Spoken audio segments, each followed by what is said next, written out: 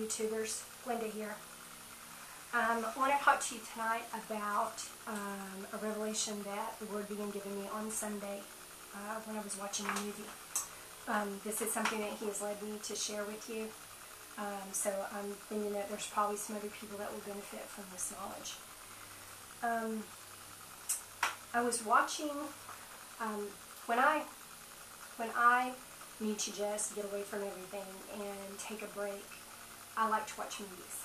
I'm a big fan of chick flicks, and find I have to go pretty far back sometimes to find movies that don't have curse words and nudity and sexual scenes and things like that in them. But I tend to find the same ones and watch them over and over again. Well, Sunday I found one that I hadn't seen in years and years, and I was sitting there and I was watching it, and someone said a bad word. It wasn't really, the super bad words, but it was still a bad word. And I prayed and I said, I'm sorry, Lord, I didn't remember that was in there. And the Lord spoke to me and He said, will you sacrifice your walk of holiness to the God of entertainment? And so I said, Lord, who's the God of entertainment? And the Lord began to show me what I'm about to teach you. The God of entertainment is one of many of the other gods that we're not supposed to have, that is sent by the enemy to take your time, your thoughts, and your attention and your focus away from the one true God. There are many other gods, and that's why I will probably end up doing a series on other gods and knowing who the other gods are, so that because I know I want to find if there are other gods in my life. I want to know so that I can eradicate them, because I only want to serve one God, and that's the God of heaven, the God of all creation. So I began to inquire of the Lord and ask Him to show me who is the God of entertainment and what does He do, and how do I know if I'm serving the God of entertainment? Because I said, Lord, does this mean, I can't watch a movie, I can't, do something for relaxation? And what I have learned so far, and I'm sure there's more to come, is one of the things that I've learned is how the God of entertainment lures us away from God. He lures us away from God with the promise of relaxation, and by veiling whatever we're doing to relax as if it were something good or something, quote, not that bad, or even making it look like, a godly thing. And everything that's good is not God, and we have to always remember that. And one of the questions that I saw in my heart I needed to ask was, if I'm spending very much time doing this, if I'm watching one movie a week and it's not a movie with, bad words and sexual scenes and things like that, I don't think God has a problem with that. But if I'm watching, 4 movies a day, and I'm spending 8 hours a day, watching a movie, or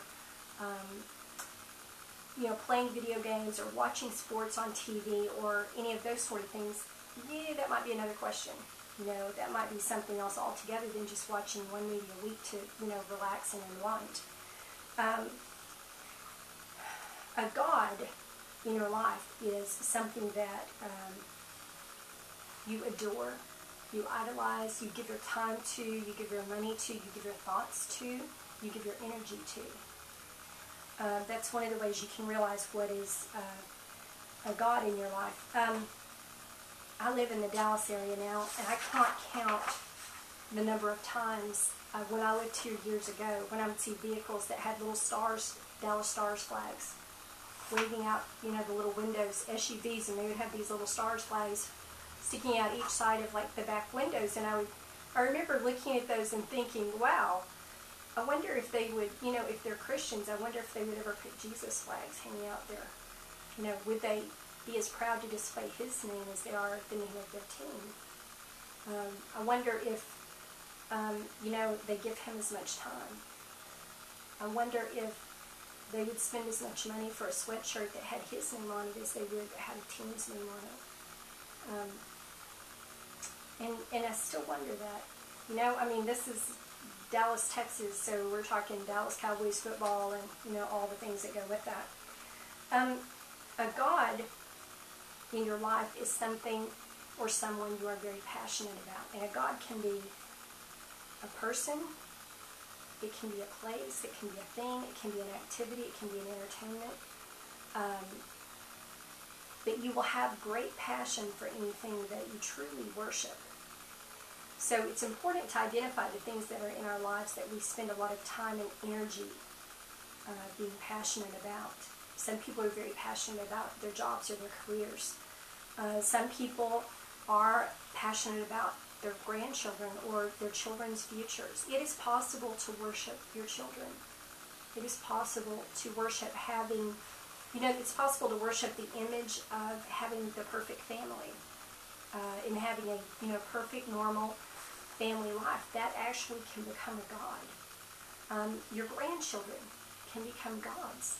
If you look at your grandchildren, and I have grandchildren, so I'm not speaking about something I'm not familiar with here. If you look at your grandchildren, and let's say that the military is standing on one side and they're saying, you have to take this mark, and it's the mark of the beast, or I can't sell you food. You're not going to be able to buy any food. And you look at your grandchild and you know if you take that mark that your grandchild can eat. And if you don't take it, your grandchild cannot eat. What are you going to do? Are you going to take that mark to feed that grandchild and know that you are damned to all eternity? That is a question, if you think you might be worshiping your grandchildren, you really need to ask yourself, because I actually knew a long-time Christian one time that had been a Christian for decades and decades and decades, most of their life, and actually heard them say one time, well, if the mark comes out and it means that that grandchild eats or don't eat, I'll have to take it. I can't see my grandchild starve.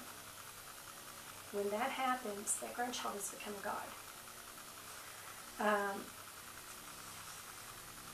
The god of entertainment, what the Lord revealed to me was, I said, well, Lord, how do I know if I'm worshiping the god of entertainment?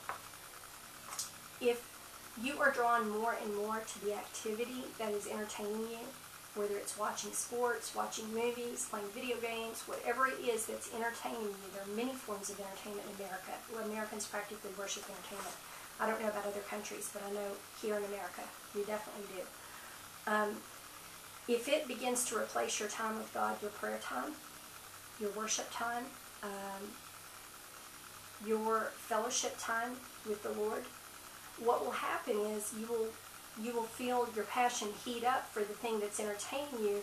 Meanwhile, your passion for the Lord and your time with Him is just going down and down and down. And this is what He showed me in the Spirit when I was inquiring of Him. And before you know it, apathy has slipped in the door, and you're no longer passionate about God at all. You may pray to Him out of obligation, or you may say, oh, Lord, thanks for today, or whatever, but you're not passionate about Him. You've lost your passion for your first love.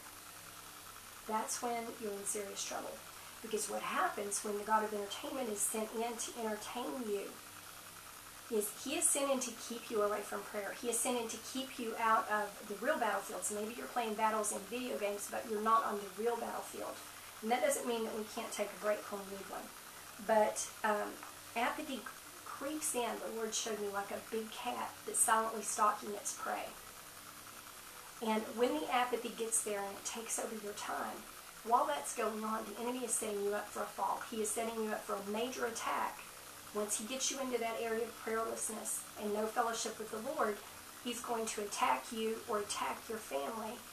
And meanwhile, you're standing there and you've laid down your sword, you've fallen away in your fellowship, and you've grown cold towards God. What are you going to do? How are you going to fight? You've already laid down your sword. How are you going to fight? That is the biggest danger of the god of entertainment, is that it takes our time, our focus, and our passion away from the Lord, and it puts it into something that's totally useless other than as a tool of relaxation.